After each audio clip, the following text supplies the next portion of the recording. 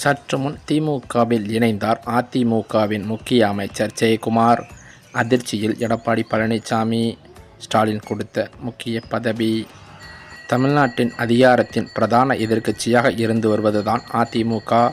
அக்கட்சியின் பொதுச் செயலாளர் எடப்பாடி பழனிசாமியின் இடைச்சதிகாரத்தை எதிர்த்துதான் அதிமுகவிலிருந்து வெளியே வந்தார் செங்கோட்டையன். இவரை தொடர்ந்து அதே அதிமுகவிலிருந்து பல்வேறு முக்கிய புள்ளிகள் அடுத்தடுத்து வரிசையாக அதிமுகவை விட்டு வெளியில் வர தயாராகிவிட்டனர் என்று கூறுகிறது அதிமுகவின் தலைமை வட்டார தகவல்கள். தமிழகத்தை பொறுத்தவரை ஆட்சியில் பங்கு என்பது ஒத்துவராது என்று முதல்வர் ஸ்டாலின் சமீபத்திலும் தெரிவித்திருக்கிறார். இந்தியா டுடே கருத்தரங்கில் பேசிய முதல்வர் இந்த தகவலை தெரிவித்திருப்பதும் குறிப்பிடத்தக்கது.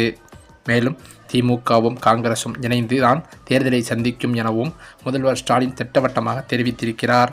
அரசியலை தாண்டி ராகுல் காந்தி தனது சகோதரர் போன்றவர் என்று முதல்வர் தெரிவித்திருக்கிறாராம். மேலும் ஆட்சியில் பங்கு என்ற கோரிக்கை தற்போது எழவே இல்லை, அது சரியும் வராது என்பது எங்களுக்கு தெரியும், காங்கிரஸ் கட்சிக்கும் தெரியும் என்று தெரிவித்தார். மேலும் கூட்டணியில் முறிவை ஏற்படுத்த முடியுமா என்பதற்காக சிலர் காத்திருக்கின்றனர், ஆனால் அவர்களின் கனவு நிறைவேறாது என்றும் முதல்வர் தெரிவித்தது பல்வேறு அரசியல் கட்சி தலைவர் மத்தியில் முக்கியத்துவம் வாய்ந்ததாக பார்க்கப்படுகிறது. இந்த சூழ்நிலையிலோ தேர்தலை முன்னிட்டு திமுகவிற்கு படையெடுக்கும் அளவிற்கு மற்ற கட்சிகள் மாற்றுக் கட்சிகளிலிருந்து முக்கிய புள்ளிகள் திமுகவில் இணைந்து வருவது பல நாட்களாகவே நடந்து கொண்டிருக்கிறது. தமிழக அமைச்சரவையில் கைத்தறி மற்றும் துணிநூல் துறை அமைச்சராக இருக்கும் ஆர் காந்தியின் அமைச்சர் பதவி பறிக்கப்பட வாய்ப்புள்ளதாக தலைமைச் செயலக வட்டாரங்களில் தகவல்கள் வெளியாகியுள்ளது. கடந்த சில நாட்களுக்கு முன்பு நடைபெற்ற அரசு விழாவிலேயே அமைச்சர் காந்தியின் செயல்பாடுகள் குறித்து முதல்வர் ஸ்டாலின் நேரடியாக தனது கோபத்தை வெளிப்படுத்தியிருந்ததாக சொல்லப்பட்டது. இது திமுக வட்டாரத்தில் பெரும் அதிர்ச்சியை ஏற்படுத்திய நிலையில் தற்போது இருவருக்கும் இடையிலான விரிசல் மேலும் அதிகரித்துள்ளதை சமீபத்திய நிகழ்வுகள் உறுதிப்படுத்துகின்றன. நேற்றைய தினம் ராணிப்பேட்டையில் நடைபெற்ற டாடா மோட்டார்ஸ் தொழிற்சாலை தொடக்க விழாவில் அந்த மாவட்டத்தைச் சேர்ந்த அமைச்சரான காந்தி கலந்து கொண்ட போதிலும் முதல்வர் அவரை பெருமளவில் புறக்கணித்தது அப்பட்டமாக தெரிந்தது.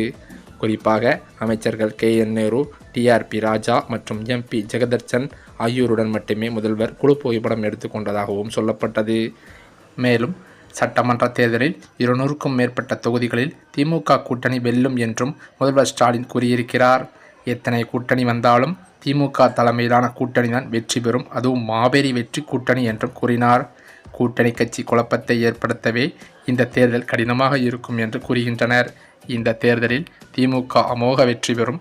2021 தேர்தலை விட 2026 தேர்தலில் திமுக அதிக இடங்களில் வெற்றி பெறும் என்றும் அவர் தெரிவித்தார். கடந்த சில மாதங்களாகவே திமுக காங்கிரஸ் இடையே கருத்து வேறுபாடு நிலவி வருகிறது.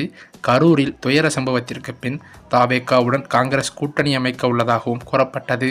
ராகுல் காந்தி தனிப்பட்ட முறையில் விஜயை அழைத்து பேசியதே இதற்கு காரணம். மறுபுறமோ திமுக கூட்டணியில் நாங்கள் தொடர்ந்து பின்னுக்கு தள்ளப்படுகிறோம் என்ற குற்றச்சாட்டு காங்கிரசின் சில மூத்த தலைவர்களிடையே ஒலித்து வந்தது. மாணிக்கம் தாக்கூர், ஜோதிமணி போன்ற சில காங்கிரஸ் தலைவர்கள் திமுகவுடன் ஏற்பட்ட பிரச்சனைகளால் தவேகாவை அணுகலாம் என்ற தகவல்கள் வெளியான வண்ணம் இருந்து வந்தன.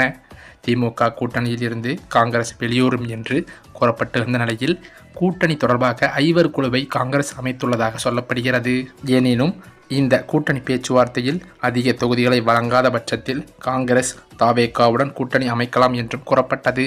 குறிப்பாக மாணிக்கம் தாக்கூர், ஜோதிமணி உள்ளிட்ட காங்கிரஸ் MPக்கள் திமுக கூட்டணியில் இருந்து காங்கிரஸ் வெளியேற வேண்டும் என்று கூறியும் வந்தனர். இதற்கு திமுக அமைச்சர்களும் பதிலடி கொடுத்து வந்ததாகவும் குறிப்பிடத்தக்கது. இந்த மாதிரியான சூழ்நிலையில்தான் சமீபத்தில் ராகுல் காந்தி தலைமையில் அவசர ஆலோசனை கூட்டம் ஒன்று நடத்தப்பட்டதாம்.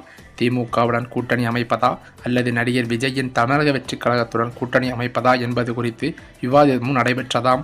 தொகுதி பங்கீடு தொடர்பாக திமுக தொடர்ந்து காலம் தாழ்த்தி வருவதால் யாருடன் கூட்டணி அமைப்பது என்று சற்று அவர்கள் ஆலோசனை நடத்திதான் முடிவெடுக்க வேண்டும் என்றும் ராகுல் காந்தி கூறியதாகவும் தகவல்கள் வெளியானது. இப்படிப்பட்ட நிலையில்தான் திமுகவுடன் கூட்டணியை ரத்து செய்துவிட்டு மற்ற கட்சிகளுடன் கூட்டணியை அமைக்கலாம் என்று ராகுல் காந்தி முடிவெடுத்து விட்டதாக அதிர்ச்சி தகவல்கள் தற்போது பரவி வருகிறது. இந்த தகவலானது தொண்டர்கள் மத்தியில் பெரும் சலசலப்பை ஏற்படுத்தியது மட்டுமில்லாமல் குழப்பத்தையும் ஏற்படுத்தியுள்ளதாகவும் சொல்லப்படுகிறது. மேலும் அது மட்டுமில்லாமல் வருகின்ற 2026 சட்டமன்ற தேர்தலை நோக்கி தமிழக அரசியல் சூழலானது பரபரப்பாக நகர்ந்து கொண்டிருக்கும் வேளையில் கட்சித் தாவல்கள் பயங்கரமாக புதாகரமாக ஆடத் தொடங்கியுள்ளது என்றே சொல்லலாம். ஏனென்றால் திமுகவிற்கு படையெடுக்கும் அளவிற்கு மற்ற கட்சிகளிலிருந்து முக்கிய புள்ளிகள் திமுகவில் இணைவதாக அதிர்ச்சி தகவல்கள் பரவி வருகின்றன.